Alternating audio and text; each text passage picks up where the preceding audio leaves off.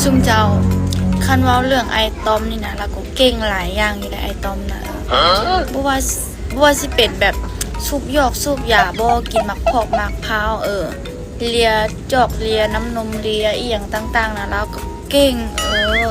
เรารู้วิธีค่อยๆสูบยาค่อยๆดูดมะพร้าวค่อยๆแบบว่า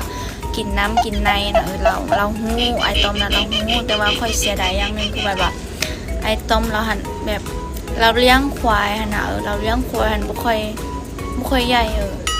เราเลี้ยงควายหันบ่ค่อยใหญ่ควายที่เราเลี้ยงอันนั้นมันเป็นตัวน้อยบัดนี้นะแต่เราพัดสั่งเลี้ยงนั่นแหละพัดสั่งเลี้ยงพัดสั่งแบบกินมักตอกมักพร้าวกินมักยุมักยะเราพัดสั่งเฮ็ดใช่ค่อยว่าเท่าใดวะ